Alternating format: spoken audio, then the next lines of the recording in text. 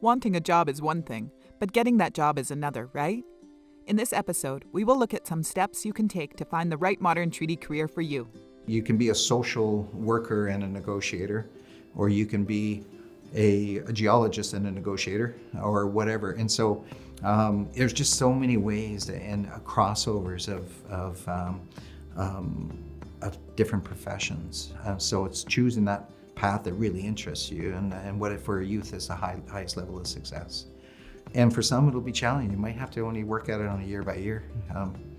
If the challenge is going to school, if the challenge is in your home, how do you develop the safety and the support around you? You might not be able to cast out to 2 or 3 years, but you might be able to come up with a plan that gets you through 1 year at a time initially. Without a doubt, as you start to get those successes, you're going to start to dream bigger or envision bigger and set bigger goals. How do you choose a path that is right for you? Here are 4 steps you can start taking today to help get started. 1. Work hard at school. Put in the time and work to get good marks so you will have more career options. 2. Visit your modern treaty office and ask for a tour. Tell them you're interested in working there. Ask to set up a time for someone to answer your questions and provide advice. 3. Attend modern treaty organization meetings. Find out what is going on in your community. 4. Look into education options. If you need university or college to get the job you want, ask for help to find the right place and apply. I know there's so many smart people my age and younger who, if they just had a little bit more knowledge, I know it would take them further. I know it would create careers for them. And everyone that I work with is older and more experienced, but who's going to take after? Nobody can work forever. They're going to retire. We need people, our own people, to understand this stuff so that they can be working in those offices and keep our agreements alive and true.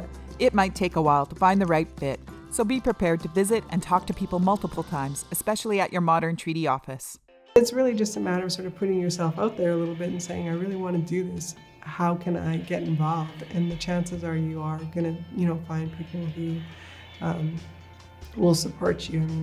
I mean, I've had young people come to me and just sort of, start asking questions and sort of thing. And I spend a lot of time with them. That's something that I'm really passionate about.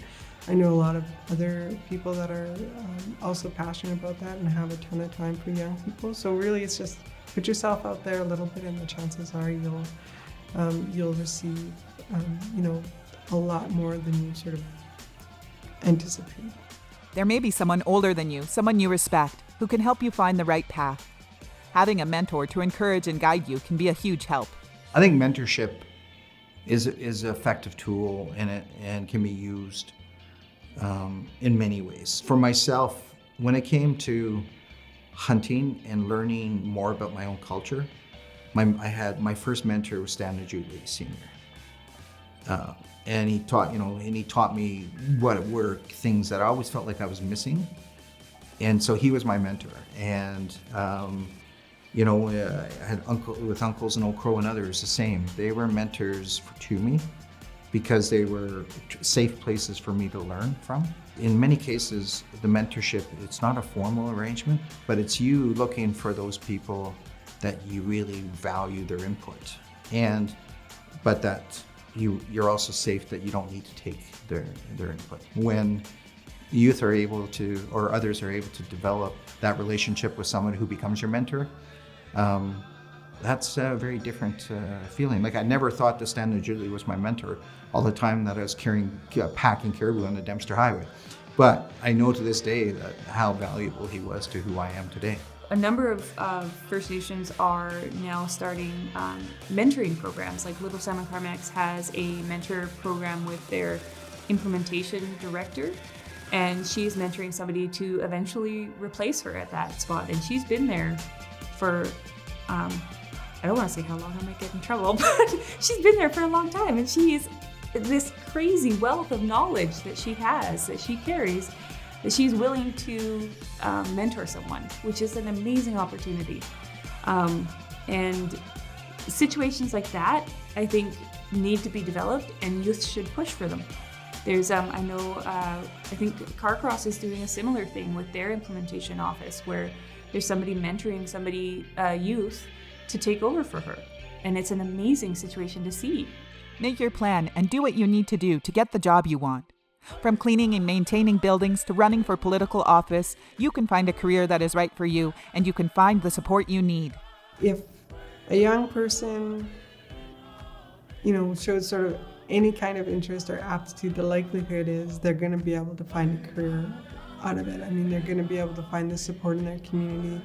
They're going to find support to be able to pursue post-secondary education. They're going to find support to get the experience they need to be able to move forward. I mean, we are all, and not just First Nations, like First Nations, territorial government, federal government are all looking for young Indigenous people to fill positions. There's no shortage.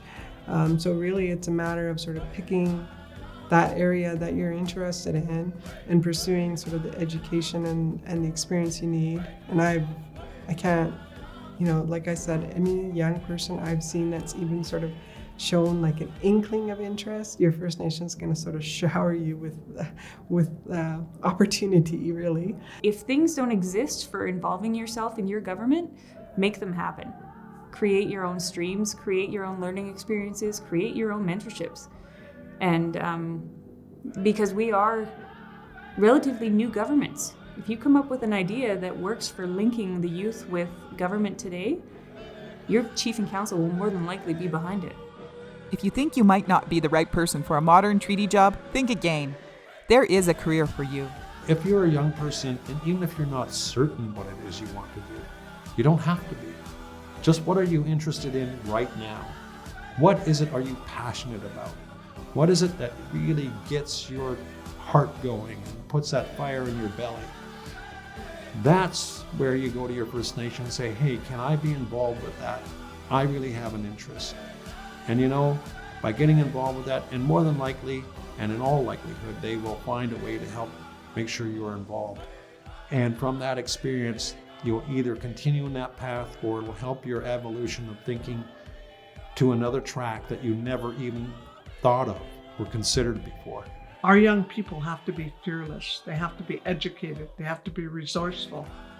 And they have to move forward. They have to take the reins of power and move forward. There could be a job waiting for you at your modern treaty organization, but it is up to you to take that first step. Get started today.